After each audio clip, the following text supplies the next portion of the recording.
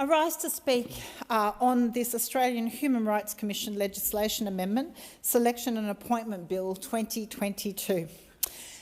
For those not familiar with the provisions of the bill, it seeks to establish a merits-based process for the selection of commissioners and senior executives of the Australian Human Rights Commission, consistent with the United Nations General Assembly principles. This is an element that has been lacking in the past and has led to concerns raised by Global Alliance of National Human Rights Institutions subcommittee and a deferral of the reaccreditation as an A-status national human rights institution. So clearly something that it is urgent and necessary to remedy. The Australian Human Rights Commission is one of many public bodies that have been the subject of politicisation in their appointments. Anyone in New South Wales could not fail to know the discussion that is occurring at the moment around that issue of politicisation of appointments. And it really does need to stop, because the Australian public needs to be able to have confidence in appointments to such important bodies to ensure it is merit-based, that it is the right people doing these jobs. We need to be able to have confidence in the process. In fact, the new member for Goldstein would be aware that concerns were repeatedly raised, in fact, in relation to the former member for Goldstein around his appointment of the current commissioner, given their links to parties appointing them. There cannot be politicisation around these appointments. It really is incredibly important. Of course, this is not the only body where it's occurred. The report released by the Grattan Institute recently published its report, and it showed that the issue of political appointees occupied 21% of federal government board positions that are well-paid, powerful, prestigious and influential positions. More than 1 in 5 federal government business boards have a political connection. In contrast, just 2% of ASX 100 company board members who exercise similar responsibilities have a political connection. In the lead-up to the last election, we saw great criticism of the Administrative Appeals Tribunal appointments. This is one body among so many others. Locally in Warringah, we have the Sydney Harbour Federation Trust, which has great responsibility around the management and conservation of iconic sites around our harbour, in particular 10 Terminal and the North Head ex-military sites. And it's so important that we have boards and organisations that are equipped with skilled people to actually do the job that needs to be done. We need to put an end to the jobs for mates, the cronyism.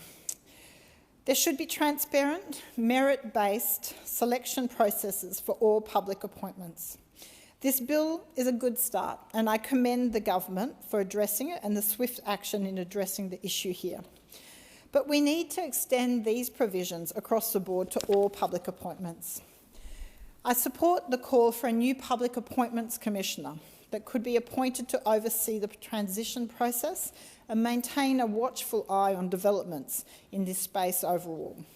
We need to restore trust in the public for the appointments that come from this place and appointments in institutions that underpin our way of life and support management and decision-making on the ground.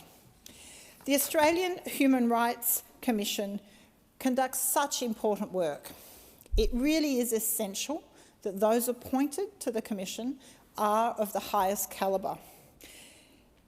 In that sense, I'd like to commend Commissioner, the Sex Discrimination Commissioner, Kate Jenkins, for the incredible work she has done over the last few years in relation to the Respect at Work report and the Jenkins review and the Set the Standards review in relation to this workplace.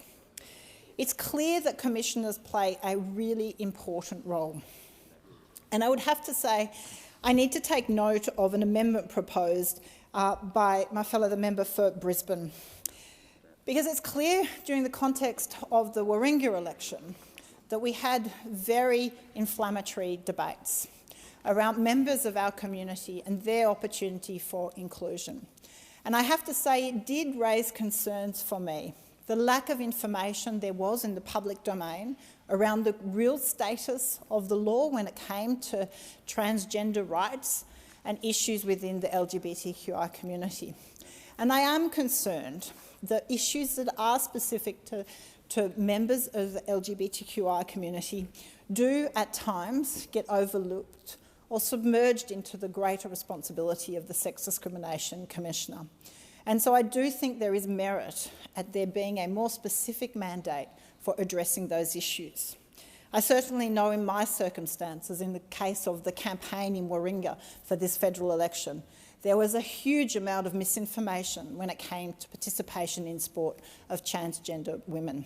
And I really felt that there was a lack of leadership coming from the Human Rights Commission to really establish clearly the true facts and where the law actually sits.